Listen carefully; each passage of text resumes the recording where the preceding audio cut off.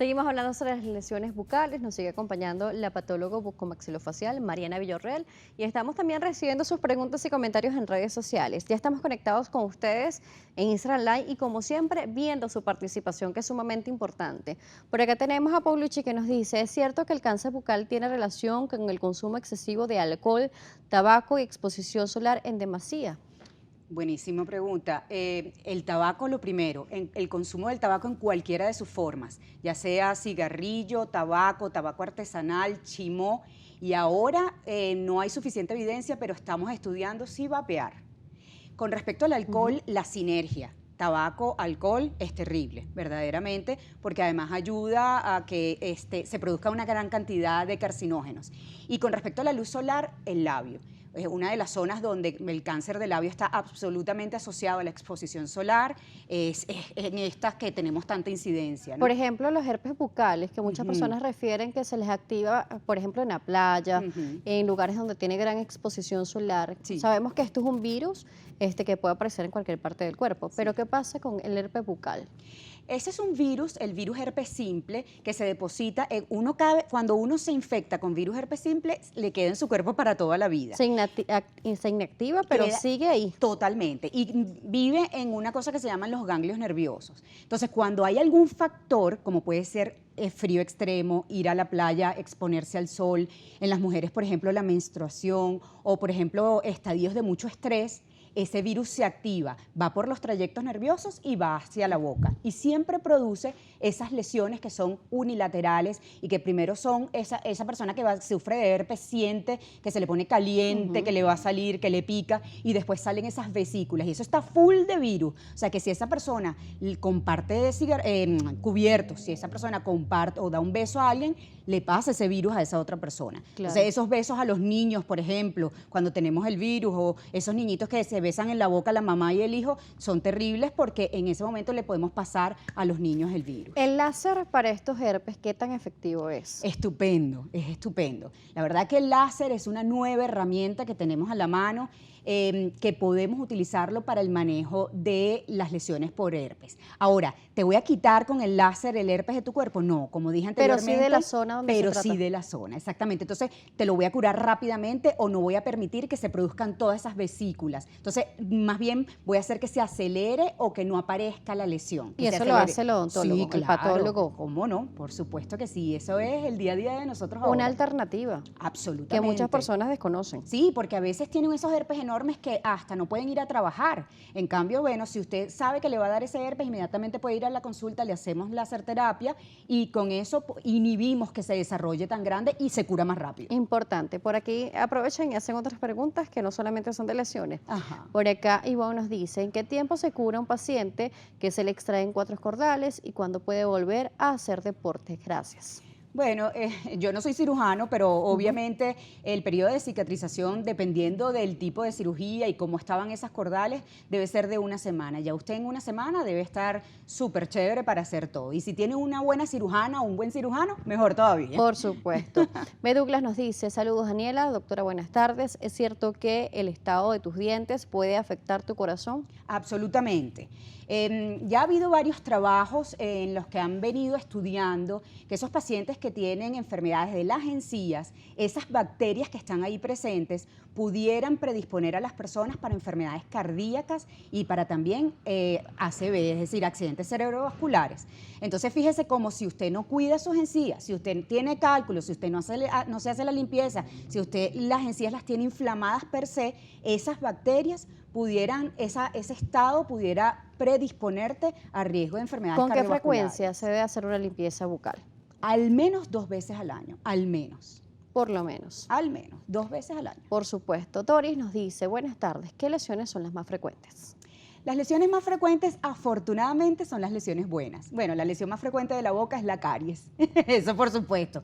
Pero de los tejidos blandos son lesiones que se producen por mordernos. Por ejemplo, algo que se llama fibroma traumático, que yo me muerdo y me sale como una pelotica. Pero no hay forma de que nosotros sepamos si eso es bueno, si eso es malo, si no hacemos biopsia. Claro. Entonces es importante ir a consulta. ¿Qué otras lesiones son más frecuentes? El herpes, por ejemplo, es bastante frecuente. Las aftas están digamos, valoradas. Muchas personas creen que tienen aftas y resulta que no son aftas. Hay condiciones que se parecen a las aftas y son problemas en la sangre, son problemas digestivos, son pacientes celíacos, son inclusive hasta cáncer. ¿Y cómo se diferencian?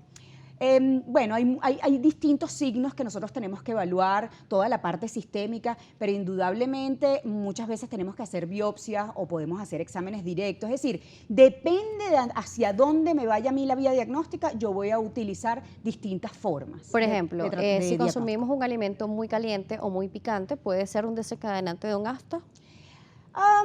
Generalmente no, y eso es que quizás uno de los mitos que tenemos que romper, ¿no? Que si algo del estómago te da aftas o que si me como algo muy caliente me da aftas, realmente no.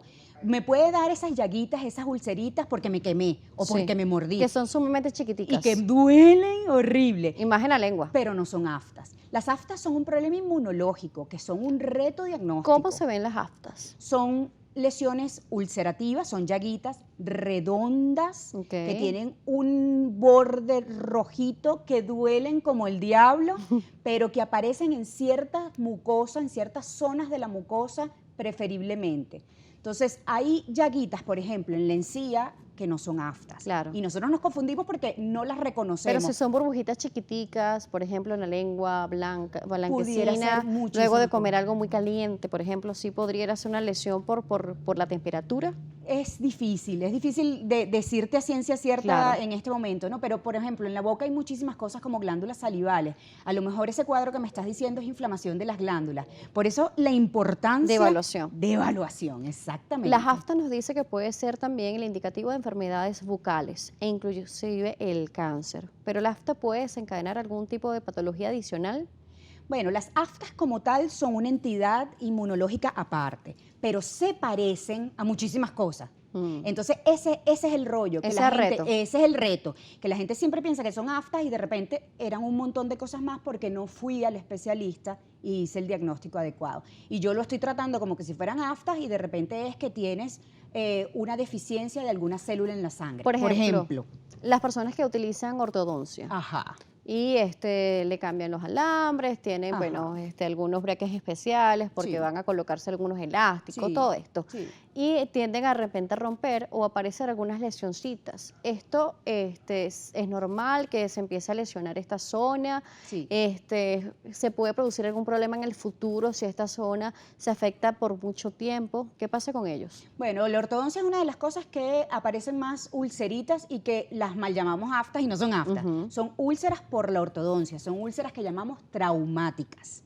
Y realmente cuando usted se quita después la ortodoncia, eso desaparece y eso no tiene ningún riesgo de malignización, no pasa nada. Así que los ortodoncistas no son tan malucos. Muy bien. Por acá también nos están preguntando sobre las lesiones por BPH en Ujú. boca. ¿Cómo se diferencian? ¿Cómo se manifiestan? Y si tienen resolución. ¿Se curan? El virus entra a nuestro cuerpo y también se mantiene como el herpes. Estas lesiones desaparecen. ¿Qué pasa con ellos? Virus papiloma humano me tiene a mí un poco preocupada. Esta semana hemos visto más de 4 o 5 casos y que hemos tratado además. El virus papiloma humano, a diferencia del virus herpes simple, afortunadamente nuestro sistema inmunológico, si somos inmunocompetentes, tenemos la capacidad de eliminarlo, si somos inmunocompetentes. El virus se mete en la mucosa, le encanta la mucosa, se mete ahí y produce esas lesiones que parecen como un coliflor, como esas verruguitas de las manos aparecen en la cavidad bucal. Eso lo quitamos, eso lo podemos ver y lo podemos quitar, por ejemplo, con láser o con cirugía convencional, pero hay que quitarlo. ¿Qué pasa? Si el virus papiloma humano se queda en nuestro cuerpo y se une al ADN de nuestras células, ahí la cosa se complica porque ahí es capaz de producir cáncer. Por supuesto. Entonces, BPH está relacionado a cáncer de orofaringe. Una vez que quitan estas lesiones, ¿pueden volver a reaparecer? Sí. Porque sí sigue pueden. el virus allí. Sí.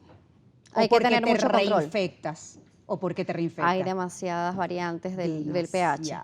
demasiado. Unas son de origen sexuales y otras no, eso también hay que aclararlo. Sí. Pero en la boca aparecen lesiones de origen no sexual. Sí, en los niños generalmente son autoinoculadas, que se meten el dedito en la boca. En el adulto generalmente es por relaciones orogenitales. Entonces, eso tenemos que tenerlo en cuenta. No todo el mundo que tenga BPH en boca es por vía sexual, porque eso también es un mito. También podemos contagiarnos por autoinoculación e inclusive se ha encontrado BPH en la leche materna. Se ha encontrado pacientes de BPH, niñitos que se le ha transmitido por cuando nace por vía del parto. Entonces, hay otras vías. Muy extenso todo, Mucho. doctora, pero se nos terminó el tiempo. ¿Cómo la contactan? A través de mi Instagram, estoy en Reportes Villarroel. Ese es mi Instagram. Además, ahí pongo toda una cantidad de lesiones. Siempre estoy hablando de cosas de cavidad bucal. Y con muchísimo gusto, si me escriben por ahí contesto. Gracias por acompañarnos. No, gracias a ti. Mariana Villarreal nos estuvo acompañando, patólogo bucomaxilofacial.